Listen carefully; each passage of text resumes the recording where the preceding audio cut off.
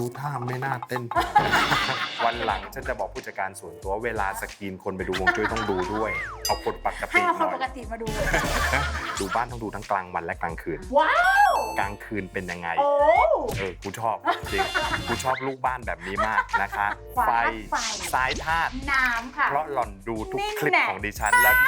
และหล่อนจะชวนกูมาทำไมกูงงมากนะคะ ค่ะ แล้วสิ่งสำคัญที่ต้องมีนะ ค่ะ สำหรับที่นี่เลยนะ เท่านั้น มึงติดหลังคายกูหน่อย มึงดูสิกูร้อนขนาดเนี้ยร้อนมาก รายการโฮมทัวร์เป็นรายการสำหรับคนรักบ้าน หรืออยากมีบ้าน หรือกำลังจะซื้อบ้าน หรือกำลังผ่อนบ้าน หรือแม้แต่คนที่อยากรู้เรื่องของชาวบ้าน ก็ดูได้ แนะนำให้ชวนพ่อ แม่ พี่ น้อง และคนที่เรารักมาดูด้วยกัน เพื่อสร้างความสัมพันธ์ที่ดีให้กับคนในครอบครัว และเพื่อหาแรงบันดาลใจในการตกแต่งบ้าน ถ้าพร้อมแล้ว เชิญรับชมได้เลยค่ะ Oh, I'm slipping away. So don't let me go, nah, nah, nah. สวัสดีค่ะ ต้อนรับทุกคนเข้าสู่รายการโฮมทัวร์เปิดบ้านญาติพี่รุ่นครั้งที่แล้วนะคะ เราพาไปดูบ้านเปล่ากันแล้วนะคะ เปิดบ้านให้เห็นว่าในบ้านหลังนี้มีห้องอะไรบ้างนะคะ ครั้งนี้จะเอาใจสายมูเตลู บ้านนี้ควรมีอะไรไม่ควรมีอะไรอยู่แล้วไม่ดีไม่เลิศนะคะ ฉะนั้นแล้วคนที่จะให้ความรู้เกี่ยวกับเรื่องฮวงจุ้ยได้ดีที่สุดนะคะ ก็จะเป็นใครไปไม่ได้เลยนอกจากอาจารย์ท่านนี้ขอเสียงปรบมือต้อนรับอาจารย์เป็นหนึ่งค่ะ สวัสดีค่ะ อาจารย์สวัสดีเป็นทางการอีกรอบหนึ่งเดี๋ยวเข้าด้านในด้านร่มๆก่อนหนูเนี่ยเป็นแฟนคลับอาจารย์ ค่ะ ดูทุกคลิปจริง อืม ๆ แล้วก็เรื่องของความเชื่อและฮวงจุ้ยเนี่ยไม่ใช่ว่างมงายนะคะ ค่ะ แต่หยาดเนี่ยเรียกได้ว่าเชื่อแบบไม่มีเงื่อนไขเลยใครว่าอะไรเชื่อหมดดิฉันเชื่อหมดค่ะ อาจารย์ขาเมาให้ฟังคือมาซื้อเสร็จปุ๊บเนี่ยเอาแบบให้อินทีเลียเขาดู ค่ะ อยากได้แบบนี้เขาบอกโอ้ถ้าจะเอาแบบนี้คือรื้อทั้งหลังเลยค่ะคือดีไซน์ใหม่นั่นเอง ค่ะ คราวนี้การจะดีไซน์ใหม่เนี่ยก็มันต้องใช้ทุนทรัพย์ค่อนข้างเยอะ ค่ะ แล้วก็ไม่อยากจะมาลื้อกัน2-3 รอบ ค่ะ ก็เลยเอาอาจารย์เนี่ยมาดูก่อนเลยว่ามุมไหนควรมีอะไร ให้ความรู้เกี่ยวกับฮวงจุ้ย แน่นอน แล้วก็ ค่ะ ความเชื่อเพราะคิดว่าคุณผู้ชมหลายๆคนเนี่ยน่าจะแบบว่าสงสัยว่าเอ๊ะอันนี้ ค่ะ ที่เราคิดมาตั้งแต่ ใช่ เด็กอะเช่นแบบว่า หันหัวเนี่ยห้ามหันไปทาง ค่ะ ทิศตะวันตกเนี่ย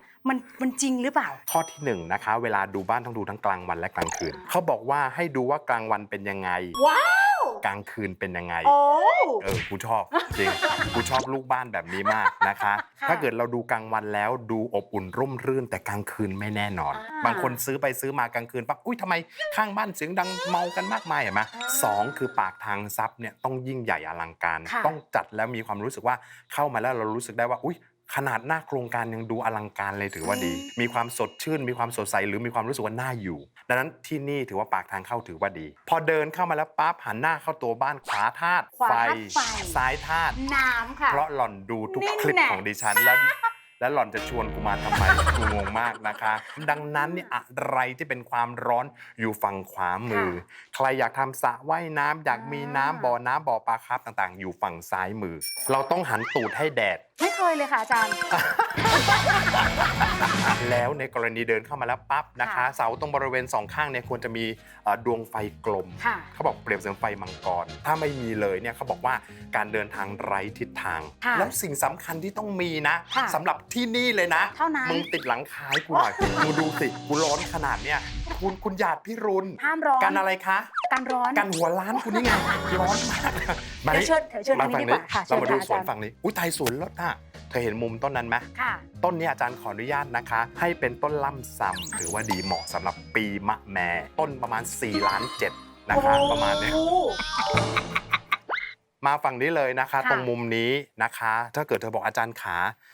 อยากจะมีองค์พระพิฆเนศสมมุตินะ ค่ะ ก็ควรจะอยู่มุมนี้แล้วก็เลื่อนต้นล่ำซำอยู่ตรงบริเวณนี้ เพราะ ค่ะ มุมนี้เนี่ยเขาบอกจะเป็นมุมน้ำเป็นมุมเย็น ค่ะ มุมเนี่ยถือว่าจะดี อ่ะงั้นคำถามเลย ได้เลยค่ะ หลาย ๆ คนเนี่ยเขาบอกว่าปลูกต้นชวนชมบ้างละต้นส้มบ้างละดี ใครเป็นคนบอกว่าต้นส้มต้นชมรมปลูกแล้วดี เป็นอาจารย์ท่านหนึ่งอะค่ะ เป็น ที่ ยังไง ที่ เล่า ดัง สิ มาก ๆ เลยท่านเนี้ อ๋ ย อแน่นอน สวยด้วย เขาสวยด้วย เขาสวยด้วย เขาดูดี เขาชื่ออาจารย์ อาจารย์เป็นหนึ่งชั้นเอง อาจารย์เป็นอาจารย์เอง เขาบอกต้นส้มและชวนชมค่ะ ค่ะ ควรจะอยู่บริเวณหน้าบ้านเมื่อคู่กันแล้วเนี่ยต้นส้มจะได้อะไรมาแบบฟลุก ค่ะ ชวนชมคือชวนกันมาชวนเงินเข้ามาถือว่าดี ค่ะ นะคะอาจารย์ขอเพิ่มเติมได้ไหมฮะ ได้ค่ะ อาจารย์แนะนำให้ปลูกในส่วนต้นของไซเกาหลี ไซ เกาหลีนะคะ อยากเธอปลูกดักเป็นรั้วเลยค่ะ อ่า บริเวณรอบเลยจนถึงหลังบ้านไส้เกาหลีหนึ่งมีความ private แปลว่ามีความเป็นส่วนตัวสองคือจะเก็บทรัพย์ได้ดี เนื่องจากเธอเองเนี่ยเป็นคนลมเพลลมพัดดูจากโง่เฮงเธอต้องได้ ฉันอยากซื้ออะไรคือนอนไม่หลับคือยังไงคืนนี้กูต้องเอามึงเปิดร้านให้กูหน่อยเดี๋ยวกูจะไปซื้อแบบเนี้ยต้องปลูกไส้เกาหลีเพื่อเก็บทรัพย์ของเธอเอง บางคนเขาบอกว่าห้ามปลูกต้นรักกับต้นลั่นทมหน้าบ้านอันนี้จริงไหมคะอาจารย์ความเชื่อนี้ ต้นไม้เนี่ยใครเป็นคนตั้งชื่อ อุ้ย มนุษย์เป็นคนตั้งชื่อ ค่ะ ต้นไม้ถ้าพูดได้เนี่ยอย่าตั้งเป็นชวนชมเลย ดังนั้นอาจารย์บอกว่าต้นไม้ทุกต้นเนี่ยสามารถปลูกได้ขึ้นอยู่กับความเหมาะสม อันนี้ปลูกได้หมด โอเค นะคะดีกว่านะ เชิญเลยค่ะอาจารย์ด้านในเลยค่ะ ด้านในเลยนะฮะ I'm in love เชิญเลยค่ะอาจารย์ขา ครับ เปิดประตูบ้านโอ้อาขึ้นเข้ามาก็จะเจอกับห้องรับแขกค่ะตรง โอ้ นี้ โหพอเปิดมาปั๊บแอร์เย็นเจี๊ยบเลยอะสำหรับห้องนี้แน่นอนถูกฟิกโดยเป็นห้องนั่งเล่นกับทานอาหาร อาจารย์ต้องอธิบายแบบนี้ค่ะ เพื่อความเข้าใจของแฟนคลับของเธอ บางทีข้อจำกัดในบางข้อที่เราไปฟังมาจน ค่ะ บางทีอาจารย์ขาเขาห้ามมีห้องน้ำหน้าบ้านไม่ใช่เหรอคะถูกไหมเราเคยได้ยินเนาะ ค่ะเคยได้ จริงๆ ต้องบอกแบบนี้ค่ะ เนื่องจากยุคมันเปลี่ยน อาจารย์บอกเลยทุกโครงการ 80% โดยส่วนใหญ่ห้องน้ำอยู่หน้าบ้านหมด อ่า ถูกไหม ค่ะ บ้านเธอห้องน้ำก็อยู่หน้าบ้าน ค่ะค่ะ ถูกไหม มีค่ะ ฮะ มีค่ะ ดังนั้นเนี่ยคำว่าห้องน้ำอยู่หน้าบ้านไม่ได้มีผลอะไรตามหลักฮวงจุ้ยเนื่องจากว่าลักษณะประตูไม่ได้เข้าทางหน้าบ้าน ค่ะ นะคะ เราเดินถัดเข้ามานะคะ ค่ะ ตรงนี้เป็นทานอาหารเนาะ ใช่ค่ะ โทษนะฮะขอถามนิดนึงเธอ ค่ะ มูมามไหม นิดหน่อยๆค่ะ ถ้าเกิดมูมามฉันก็จะให้ปูเสือ นะครับเขาบอกแบบนี้ค่ะ จริงๆ แล้วคือระหว่างโซนที่นั่งเล่นกับอาหารห้ามมองเจอกัน เขาเชื่อว่าการปล่อยอิสระของโต๊ะทานข้าวกับนั่งเล่นเนี่ยค่ะ ค่ะ เงินเนี่ยจะไปหมดกับการกินหมด วิธีการค่ะ พอมีโซฟาแล้วใช่ไหมปั๊บเราก็จะหาอะไรนะเป็นตู้โชว์เล็กๆ ค่ะ หรือเป็นการกั้นแบบกั้นเป็นลักษณะของตู้โชว์เล็กๆค่ะ เพื่อกั้นระหว่างการกินกับการนั่งเล่นเนี่ยอยู่ตรงกลาง ค่ะ ถ้าจะให้เห็นภาพแบบนี้นะคะ นี่คือโต๊ะอาหารถูกไหม ค่ะ โอเค แล้วก็กระเถิบมาตรงนี้ค่ะ ตรงนี้เราอาจจะหาโต๊ะเล็กๆวางเพื่อกั้นระหว่างนี้โต๊ะใช่ไหมกั้นระหว่างตรงนี้เป็นอะไรคะ ห้องรับแขก ห้องรับแข ค่ะ กฝั่งนี้เป็น โต๊ะทานอาหาร เขาบอกมีกั้นเล็กๆ แต่ถ้าไม่กั้นเลยไม่มีตรงนี้เลยไม่ได้ กระเถิบมาตรงนี้ค่ะ ค่ะ หนูเห็นบันไดไหมคะ เห็นค่ะ โอเค แสดงหนูเก่ง หนูมีความจำที่ดีมาก เขาบอกบันไดแบบนี้ค่ะ การเดินตรงลงมาในทุกๆ เช้าถูกไหม ค่ะ ตื่นเช้าเดินลงมาสิ่งแรกต้องเห็นคือความเป็นมงคล ค่ะ จุดตรงนี้ค่ะ จะต้องเป็นจุดที่เป็นภาพที่เป็นมงคล อ่า ที่สื่อถึงความสำเร็จสื่อถึงสิ่งต่างที่เป็นเงินเป็นทองเป็นนู่นนี่อะไรก็ตาม เพื่อ ค่ะ เดินลงมาปั๊บเห็นปั๊บฉันจะจำเรื่องเนี้ยตลอดทั้งวันจะได้รับสิ่งดีๆ แต่ถ้าหาภาพนั้นไม่ได้ให้ติดกระจก เพราะเขาเชื่อว่ากระจกเมื่อส่องลงมา ทุกสิ่งอย่างเนี่ยถือว่าดีสะท้อนกลับไป ให้เลือกเอาอย่างใดอย่างตรงนี้เคลียร์นะ เคลียร์ค่ะ โอเค พอเดินเข้ามาปั๊บนะคะ ค่ะ ตรงนี้เลยค่ะ หนูขาหนูชอบโต๊ะอาหารแบบทรงไหนคะ สี่เหลี่ยมใหญ่ ๆ แบบทานข้าวได้หลาย ๆ คนนะคะ แนะนำแบบนี้ค่ะนะคะ อาจารย์ไม่แนะนำเป็นโต๊ะกลมนะ ค่ะ เป็นโต๊ะเป็นวงรีไม่ห้ามเหลี่ยมเด็ดขาด อ๋อ ห้ามเหลี่ยมเด็ดขาด เหรอคะ เพราะเราเหลี่ยมอยู่แล้ว ไม่ใช่เหลี่ยมแต่ละคะหน้าเหลี่ยมนะคะ เพราะอะไรคะอาจารย์คะ เขาเชื่อแบบนี้ค่ะ บ้านโดยส่วนใหญ่ที่อยู่อาศัยเนี่ยถ้าเกิดดึงสิ่งเหลี่ยมๆเข้ามามันมีความแหลมคมทิ่มกันเองโต๊ะทานอาหารเปรียบเสมือนโต๊ะที่สารสัมพันธ์น่ะ ค่ะ เวลาเราเจอใครสักคนเราคุยโต๊ะทานอาหารเหมือนได้พูดคุย แต่ถ้าเกิดเหลี่ยมเท่าไหร่มันไม่คุยกันไงแล้วไฟเนี่ยต้องเป็น2ดวง ไฟตรงโต๊ะอาหารต้องเป็น ถูก ส ต้ อ อง ง ต้องเป็น ดวง 2ดวงอย่าเป็น3ดวงเด็ดขาดนะคะ อ่า ถามสิคะทำไมเป็น3ดวงไม่ได้ ทำไมเป็น3ดวงไม่ได้ มันจะ คะอาจารย์ เปลืองค่าไฟ โอ้ตาย 2ดวงมันถูกจริงค่ะ แล้ว ไฟแบบนี้ค่ะต้องเป็นไฟ2ดวงนะคะ ค่ะ ไฟ2ดวงเป็นไฟครอบครัวห้ามเป็น3เด็ดขาด 4ได้ไหมคะ 4ผัวเยอะ 8ได้ไหมคะ 8ผัวเยอะ ลุย8 โอ ด เค วงสั่งเลย หันหน้านะคะเข้าตัวบ้านเนาะ ค่ะ ขวาไฟซ้ายน้ำควรอยู่ฝั่งนี้ ค่ะ แต่จริงๆเธอน่าจะใช้ตู้เย็นบ้าง น่าจะวางตู้เย็นเล็ก ถ้าเป็นตู้เย็นตรงนี้ได้ เนื่องจากว่ากำแพงปิดกั้นคือเขาเชื่อแบบนี้ฮะ อ่า ถ้าเปิดประตูตู้เย็นห้ามให้มองจากข้างนอกเห็นการเปิดประตูแต่นี่มันเป็นกำแพงกั้น ๆอ๋อ เราสามารถ ก็เล ใช้ ย ได้ ถือว่าผ่าน ถูกต้องค่ะไม่มีปัญหาอันนี้ถือว่าโอเค แล้วพอตอนเสร็จสับเรียบร้อยนะคะตรงนี้เนี่ยเขาบอกให้เอาแบบเงินเหรียญนะฮะเหรียญ10เนี่ยใส่ซองสัก8เหรียญ ค่ะ ใส่ซองแดง แล้วก็ซอกไว้ที่ใดที่หนึ่งเขาบอกเป็นถุงซับเมื่อซอกตามสิ่งเหล่านี้จะทำให้เงินเนี่ยเข้ามาตลอดเวลาพอเดินมาปั๊บนี่คือห้องอะไรคะ ห้องครัวค่ะอาจารย์ โอเค หันหน้าเข้าตัวซิงค์เนาะ ค่ะ ขวาไฟซ้ายน้ำอันนี้ถือว่าดี ค่ะ นะคะ โชคดีที่ไม่ต้องทุบอะไรเลย อ๋อทุบค่ะทุบค่ะ ฮะเอาหลอนจะทุบเหรอ เดี๋ยวต้องย้ายทุกอย่างหันมาทางนี้ค่ะ เพื่อการถ่ายทำรายการอาหาร โอเค ก็คือจากข้างนอกเชื่อมมาตรงนี้ ใช่ค่ะ หลอนฟังดีๆฮะ ค่ะ จริงๆ ในกรณีที่ห้ามน้ำเนี่ยเปิดประตูมาเจอซิงค์น้ำเลยไม่ได้ อ่า เขา เขาเชื่อว่าประตูเงินไหลออกหมดเลย ค่ะ ตรงนี้ไม่แนะนำเนาะ ค่ะ แต่ของเธอจะใช้ลักษณะการหันมาแบบนี้ ซึ่งไม่เกี่ยวกับประตูสามารถทำได้ แต่เพื่อจะให้ถูกหลักค่ะ หันหน้าเข้าฝั่งนี้เนาะขวาไฟ ค่ะ ซ้ายน้ำฝั่งขวามือมุมเนี่ยจะต้องเป็นไฟ เป็นเตาอบเตาแก๊สต่างๆความร้อนอยู่ฝั่งขวามือ ฝั่งซ้ายมือเป็นน้ำถือว่าจะดี แล้วตรงเนี้ยเปรียบเสมือนทำธุรกิจควรจะมีไฟ3ดวงที่ส่อง ค่ะ ลงมาตรงเคาน์เตอร์ของเธอ อ่ะ เท่านั้ ต่าง น จาก นะ ห้องทานข้าวเมื่อกี้ ต่างกัน เมื่อ เพ กี้ ราะ ไฟ2อันนี้ไฟ3 เพราะอันนี้ทำธุรกิจละพอเป็นไฟ3ดวงถือว่าจะดี ค่ะ I'm in love, yeah. อาจารย์คะห้องนี้จะเป็นห้องสตูดิโอค่ะ เราเห็นบันไดก่อน ค่ะ นะคะ ในกรณีบันไดแบบนี้เนี่ยแนะนำให้มีกระจก1บาน ค่ะ เป็นกระจกที่เป็นยาวๆแบบเนี้ย อ่า ติดตรงนี้เขาเชื่อกันว่าการเดินขึ้นเดินลงกระจกเนี่ยจะสแกนทุกสิ่งที่ไม่สิ่งไม่ดีเนี่ย อ๋อ เขาจะไม่ขึ้นข้างบน แต่ในหลักวิทยาศาสตร์คือคนจะได้มาเตรียมตัวไงพอลงมาปั๊บเตรียมตัวดูฉันสวยหรือยังแบบเนี้ยแต่ควรจะมีกระจก1บานถือว่าดี แล้วบันไดเลิศมากเธอลองเอาเท้าเธอเหยียบบันได ได้ ซิ เลยค่ะ ว้ายตายแล้วบั เป็น น ไง ได บ้างคะ เนี่ยเขาเรียกบันไดเศรษฐี โอ้ my อ่า god ถ้าเกิดเป็นบันไดที่อยู่แล้วเงินหมดเนี่ยเธอถอย ค่ะ เท้าออกมา ค่ะ แล้วก็แบบนี้นะ นี่นิ่งก่อนเลยค่ะอาจารย์ อันเนี้ยฮะ เลยไหมคะ ถ้าแบบเนี้ยไม่ได้ ถ้าแบบนี้คือบันไดยาจก อ๋อ แต่ในหลักวิทยาศาสตร์คือโอกาสพลาดหงายหลังได้ อ๋อ เขาถึงบอกให้มีความรู้สึกว่าหน้าของบันไดเนี่ยเลยส้นเท้าออกมาหน่อยของ ค่ะ เธอนี่โอเค อ๋อ เก่งนะเนี่ยเลือกบ้านมีแต่น้ำรวยนะคะเลิศค่ะ ห้องนี้จะเย็นนิดนึงค่ะไม่ใช่อะไรจะชวนเข้ามาจอยแอร์ค่ะ เออ จริงๆ ห้องด้านล่างเนี่ยก็เปรียบเสมือนปากซับเนื่องจากอยู่ใกล้กับประตูนี่คือเปรียบเสมือนซับดังนั้นตรงนี้เนี่ยสามารถทำธุรกิจทำมาค้าขึ้นได้ ค่ะ แต่วิธีการนั่งฉันรู้ว่าเธอต้องถามแน่นอน ค่ะ นะคะเขาบอกการนั่งอะค่ะจำไว้เลยนะคะ เวลาเรานั่งเนี่ยให้หันมองเห็นประตูอยู่ตลอดเวลา ค่ะ โดยเฉพาะแบบนี้ถือว่าดี1จุดนะ ค่ะ 2คือหันลักษณะแบบนี้ได้หมด ค่ะ นั้นเธอจะหันฝั่งนี้หรือหันฝั่งนี้ก็ดีแต่ถ้ามุมอาจารย์อยากให้นั่งหันฝั่งนี้ เพราะเรามองขวาเราก็เห็นการเคลื่อนไหวของคนมอง ค่ะ ซ้ายก็มีการเข้าออกอันนี้ถือว่าดี อืม ผนังเปรียบเสมือนภูเขา ค่ะ อันเนี้ยถือว่ารับทรัพย์ถือว่าดีอยากให้นั่งแบบนี้ อ่ะเมื่อกี้อาจารย์พูดถึง ค่ะ ภูเขา ใช่ค่ะ คราวนี้มีความเชื่ออีกแล้วค่ะอาจารย์ ว่า เขาบอกว่าห้ามมีเลยนะคะ รูปปั้นภูเขาในบ้านเนี่ยมันมีไม่ได้เลย ไม่จริง ไม่จริงนะคะ ไม่จริงฮะ อ่า ต้องบอกว่าฮวงจุ้ยคือการจำลองจากความเป็นธรรมชาติในภาพรวมเนี่ย ค่ะ มาอยู่ในพื้นที่บ้าน ค่ะ ทำไมก็ต้องสร้างน้ำตกไว้ในบ้าน เพราะเขาสร้างให้มันมีความเป็นความร่มรื่นนะ อ่า ถูกไหมฮะ ค่ะ ดังนั้นเนี่ยอาจารย์มองว่าสิ่งที่เป็นข้อห้ามอาจารย์ว่าเขาน่าจะห้ามดูแล้วมันอาจจะไม่สวยงามมากกว่า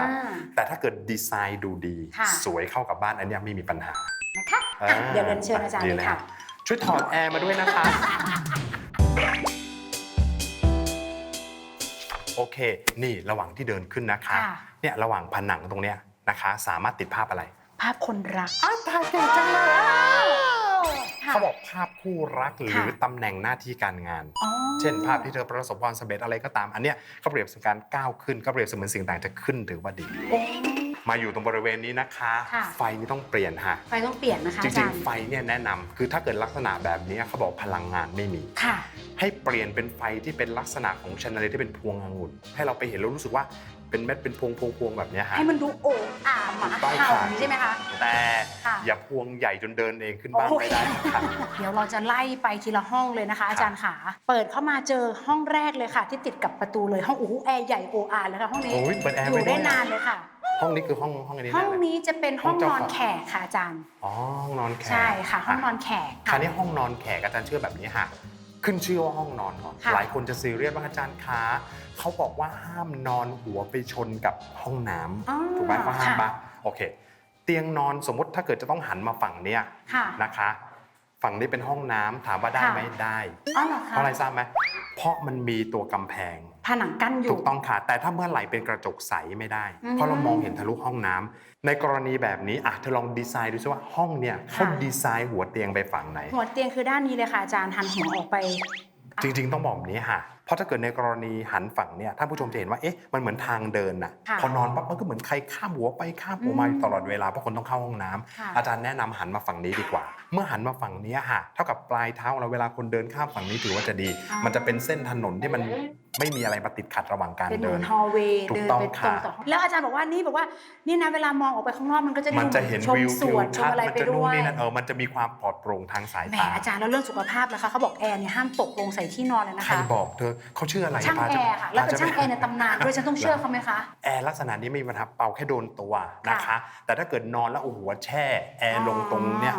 ไม่สบาย อันนั้น แ อาจจะป่วย อันนี้ เอา ไม่มีปัญหาแล้วเตียงนอนจำไว้เลยนะคะ ค่ะ เมื่อเตียงนอนลงเรียบร้อยแล้วไฟห้ามส่องตัวเอง เวลาเธอนอนเนี่ยไฟส่องต้นนมก็เจ็บนมนะไฟตรงท้องก็เจ็บท้องเขาห้ามไฟเนี่ยส่องตัวเอง ก็คือเลื่อนไฟออกอย่าให้โดนตัวเองระหว่างการนอน ไปเดี๋ยวเชิญอีกห้องต่อไปเลยค่ะ ได้ อาจาร ค่ะ ย์ บ้านนี้มีห้องเยอะนะ เยอะมากค่ะ I'm in love, yeah. ตรงนี้เลยค่ะอาจารย์ โอ้โหโซนนี้โซนซับอ่ะ เป็นยังไงคะ โซนนี้ถือว่าดีฮะ โอ้ นะฮะ อ่าน จริงๆ โซนเนี่ยเป็นได้ 2 อย่าง ค่ะ อย่างที่ 1 ก็คือเป็นโซนที่ไว้สำหรับวางพระ อ่า เป็นห้องพระเก๋ๆหรือดีไซน์พระเก๋ๆ ค่ะ ได้1 2 ก็คือเป็นโซนรีแลกซ์อีก1 โซน จริงมุมเนี้ยถ้าเกิดเป็นการศึกษาคือเป็นห้องสำหรับการเรียนรู้อะเป็นเหมือนกับเป็นมุมตำรามุมเนี่ยถือว่าดีมากๆ พลังงานดีฮะหรืออาจจะเป็นสตูดิโอเบาๆได้ ค่ะค่ะ อันนี้คือทำเงินเลยนะตรงจุดเนี้ย อาจารย์ค่ะ ครับ จริงๆแล้วเนี่ยตั้งใจไว้ให้จะเป็นมุมออกกำลังกาย ไม่ได้ ไม่ได้เลยเหรอ เขาบอกมุมออกกำลังกายโดยส่วนใหญ่ควรอยู่บริเวณด้านหลัง อันเนี้ยพออยู่ด้านหน้าปั๊บแบกรับด้านหน้าไม่แนะนำ เต้นอาจจะไม่เข้าท่าเลยใช่ไหมคะตรงนี้ ไม่แนะนำเธออ อาจจะสับขาหลอกกันเลยใช่ไหมคะ ดูท่าไม่น่าเต้นเท่าไหร่ เดี๋ยวว่านะคะ เน่ เน่อ่า วันหลังฉันจะบอกผู้จัดการส่วนตัวเวลาสกรีนคนไปดูวงจุ้ยต้องดูด้วย เอาคนปก ให้ ติ เอา ห คน น่อ ปก ย ติมาดู Oh, I'm slipping away. So don't let me go. ก่อน now. ห้องไฟนอลมาห้องตรงนี้กันเลยค่ะ ท่านผู้ชมห้องเยอะมากเลย ตอนแรกบอกกูห้องเดียวนี่4-5 ห้องแล้วน่ากลัวมากเจ้าของบ้านหลังนี้เดี๋ยวมาเสร็จ เมาส์ ว้ายตายฉันไม่ได้เมาส์ เมาส์ ฉันเมาส์ใครไม่เป็นเธอ เชิญเลยค่ะ นี่เขาเชื่อแบบนี้ค่ะขออนุญาตเดินนี่นะ เชิญเลยค่ะเชิญเลยค่ะ เออ โอ้โหเป็นการสลับบล็อกกิ้งแบบนี่ทำมือไม่ใช่มืออาชีพทำไม่ได้นะ ใช่ค่ะ มือเดียวโอ้โห เขาบอกแบบนี้ค่ะห้องเนี่ยหรือบ้านต่างๆ เวลาเข้ามาให้มีหลักทริคอย่างหนึ่ง ค่ะ เมื่อเปิดมาถ้าเกิดลมวูบเข้ามาปั๊บเงินเข้าแน่นอน เมื่อครูเปิดบ้านเธอปั๊บโอ้โหวูบเข้ามาเลย ใช่ค่ะ จริง อันนี้ถือว่าเจ้าที่เจ้าทางดี ค่ะ ดังนั้นบ้านเนี่ยพอเราเปิดมาขอให้มีหน้าต่างสักบานที่เปิดแล้วลมเข้าหรือว่าเมื่อกี้เปิดได้เป็นไง ลมโกรกเลย ลมโกรบโอ้ดีมาก อา เลย จารย์ค่ะห้อง ค่ะ นี้จริงๆอ่ะจะทำเป็นสตูดิโอแต่งหน้าแล้วก็เสื้อผ้า ห้องนี้กับห้องนู้นห้องแขกเมื่อกี้อันไหนใหญ่กว่ากัน อันนู้นน่าจะใหญ่กว่า โอเค ใช่ค่ะ ห้องเนี่ยจะเป็นห้องที่โดยส่วนใหญ่ถ้าหลับแล้วหลับลึก อ๋อแสดงว่าอาจารย์จะกำลังจะหมายถึงว่ามันหลับสบายกว่า ถูกต้องค่ะ ห้องเนี่ยเป็นห้องรักษาตัวเอง แต่พอเรานำห้องนี้มาเนี่ยไว้สำหรับแต่งหน้าต่างๆ มันจะเป็นมุมที่ไว้สำหรับพักผ่อนน่ะ มันจะ งงไหม ดูมันจะเหงาหงอย มันจะ ไป เหงาใช่ งั้นตรงนี้อาจจะเป็นห้องแขก ถูกต้อง ห้องไว้นอน แล้ว พักผ่อน ปัญหาโลกแตก อะไรคะ ญา อาจาร ติ ย์คะ พี่รุ่นอีกแล้วค่ะ เตียงนอนอยู่ตรงไหน ถ้าอย่างเงี้ยนะคะ โครงการเนี้ยเขาจะทำหน้าต่างไว้เงี้ยเนี่ยคือหัวเตียงนอนค่ะอาจารย์ ที ค่ะ แบบนี้รู้เยอะถูกต้องค่ะ ใช่ไหม เธอเก่งมากเลยญาติพี่รุ่นทัวนี้เก่งเราเรียนรู้เร็วมากเลย ข ดี อบ นะ คุณค่ะอาจารย์ วันหลังต้องโกนหัว จริงเหรอคะอาจารย์จะเป็นสินแสได้ต้องโคนหัวเลยเหรอคะ เอ้าเธอรู้ไหมว่าหน้าเราคล้ายกันนะ พอรู้ว่าหยาดพี่รุนติดต่อมาฉันเข้า Google เลยฮะ ค่ะ แล้วฉันรู้อ้าวเหมือนกูตอนเป็นหญิงเลยแต่งหญิงเลย อาจารย์เดี๋ยวพูดเล่นไปเดี๋ยวให้ชาวเน็ตเขาตัดสินเลยค่ะเหมือนไหมคะยิ้มหน่อยค่ะ เห็นไหมเหมือนโอเค ดังนั้นหัวเตียงฝั่งนี้ถือว่าดี ค่ะ นะคะแล้วเพอร์เฟกมาก I'm in love, yeah. อันนี้จะเป็นห้องเขาเรียกว่า master bedroom ค่ะเป็นห้องที่หนูเนี่ยจะนอนจริง ๆ ทุกวัน ห้อ ค่ะ งนี้ดีฮะเขาบอกขวาไฟซ้ายน้ำฝั่งนี้อยู่ฝั่งน้ำใช่ไหม ค่ะ ถ้ากับฝั่งนี้เป็นฝั่งที่เป็นเงินน้ำไหลเข้าความสุขความเจริญ แล้วก็ ค่ะ เป็นห้องที่เพอร์เฟกมาก เอาถามนี้ดีกว่า ในห้องนอนเนี่ยควรมีอะไรที่เป็นสิริมงคลคะอาจารย์อาจารย์เนี่ยขำๆอยู่นะคะไม่ใช่อะไรที่ถามอย่างนี้เพราะว่าได้ยินเรื่องเคล็ดลับเคล็ดหนึ่งมา บอกว่า ถ้าห้องนอนที่เป็นคู่รักเนี่ยอยากให้ความรักยืนยาวเนี่ยต้อง ตะ วาง เกี อะไร ยบตะเกียบ อ่า สำหรับคนโสดก่อน ค่ะ นะคะ ใครที่โสดอยากมีคู่รักอยากมีคู่ครองเนี่ย ค่ะ เขาบอกให้หาตุ๊กตาที่เป็นคู่เนี่ยมาวางเสริมไว้ห้องนอน ส่วนใครที่ความรักระหองระแหงงอแงซึ่งกันและกันเนี่ยให้หาตะเกียบคู่ที่ติดกันแบบเนี้ยนะยกฟูกแล้วก็โยนไว้ใต้เตียง แต่ถ้าเกิดเราเบื่อแล้วเอาตะเกียบนั้นเนี่ยเหลาให้แหลม แล้วก็วางขวางขึ้น แล้วก็ผลักเขานอนลงมาเลย อันนี้ไม่ใช่ฮวงจุ้ยแล้วค่ะรายการอาชญากรรม ในห้องนอนห้ามมีภาพพรีเวดดิ้ง ห้ามมีภาพพรีเวด ห้าม ดิ้งเล มี ย คู่รักเด็ดขาด อืม เขาเชื่อว่าจะทำให้เราเนี่ยเบื่อกันเร็วขึ้น เขาบอกว่าหัวเตียงเนี่ยห้ามมีอยู่อย่าวาง ถ้าเกิดจะมีต้องเก็บไว้ในเก๊ะอย่าเอามาวางไว้ระเกะระกะเขาเชื่อว่าการวางแบบเนี้ยคือโรคภัยต่างๆ ก็จะไม่หายเลย มีคำถามค่ะเขาบอกว่าห้องนอนเนี่ยนะ ปลายเท้าเนี่ยอย่ามีเชียวเลยนั่นคือกระจก สิ่งเดียวข้อห้ามคือห้ามตรงปลายเท้า ค่ะ แต่ข้างๆได้หมด เพราะว่าเวลาเห็นแล้วเหมือนว่าเวลาเรานอนหลับเหมือนกับมีอะไรมองอยู่ตลอดเวลา มันจะดูตกใจอย่างนี้หรือเปล่าคะเวลาเห็นเป็นคนเดินหรืออะไร ถ้าเป็นเธอตกใจถ้าเป็นฉัน โอ อุ๊ย เค ทำไมสวยจังแบบเนี้ย โอเค มันเหมือนมีอะไรจ้องมองทำให้เรานอนไม่หลับ สั่งรื้อกระจกทั้งหมดค่ะ อาจารย์ค่ะ ขาว่า นี่เลยคำถามที่สำคัญที่สุดของ ว่า คนไทยเลย90%อย่างนี้ดีกว่า ค ครับ นไทยนี่เชื่อว่าห้ามนอนเนี่ยห้ามหันหัวเตียงไปทางทิศตะวันตก เพราะมันเป็นทางของคนตาย โอเค จริงไหมคะอาจารย์ ขอบคุณสำหรับคำถาม ค่ะ ค่ะ และขอโทษด้วยสำหรับคำตอบที่ไม่มีเหรอคะ ค่ะใช่ค่ะ บางจุดบางอย่างเนี่ยโทษนะฮะครับถามใหม่สิครับ บอกแล้วว่าอย่าเล่นเยอะอาจารย์ กูลืม เอาใหม่ ห้ามหันหัวนอนไปทางทิศตะวันตก จริงหรือไม่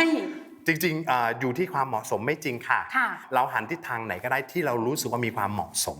นั้นอย่างห้องเนี่ยมันถูกฟิกไว้สำหรับมาตรงนี้ ค่ะ นั้นก็ต้องไปตามตรง อ นี้ ย่างของหนูนี่คือหันไปทางทิศตะวันออกอ ถู ยู่ ก แล้ว ต้องค่ะ อันนี้ดี อาจารย์ค่ะ บ้านหลังเนี้ยหันหน้าไปทางทิศเหนือค่ะ ดีอยู่แล้ว ถือว่าดี แต่ไม่ได้หมายความว่าบ้านหลังอื่นที่หันไปทางทิศอื่นไม่ดีนะคะ เห็นไหม มัน สำคัญ ขึ้นอยู่กับความเหมาะสมอย่างที่อาจารย์บอก ในทุกๆ ทิศดีหมดค่ะ อืม มุมไหนที่อับก็เพิ่มไฟให้สว่าง มุมไหนที่ร้อนก็เพิ่มแอร์ให้มันเย็น เท่านั้นคือความหยินหยางและความสมดุล แสดงว่าบ้านใครจะเป็นแบบไหนดีไซน์อะไรมันมีการแก้ไขในเรื่องของ ถูกต้อง ฮวงจุ้ย ค่ะ หมดเลย ถูกต้อง แต่อันนี้เดี๋ยวเราไปสรุปกันตอนข้างล่างอีกที ดีค่ะ ออ ได้เลย เชิญทางนี้เลยค่ะ